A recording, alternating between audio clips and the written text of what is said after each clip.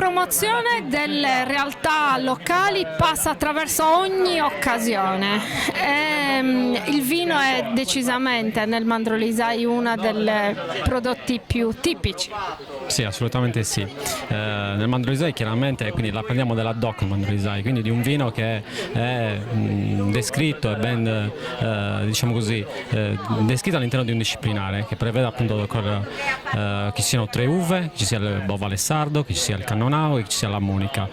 Il territorio chiaramente è un territorio che sta crescendo tantissimo sul vino, tantissime nuove aziende, parliamo di 5 comuni, c'è Miana-Sardo, Sorgo, Nazzara, Ortueri e San Mugheo, dove più o meno lavorano 30 aziende distribuite in maniera un po' diverse tra i diversi comuni, ma con delle importanti, diciamo così, sfide per ogni giorno migliorare e far conoscere il vino in tutto il territorio.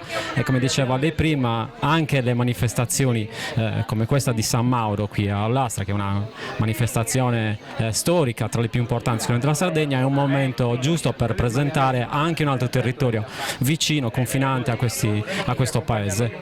Le visite fa vicini di casa in occasioni di festa.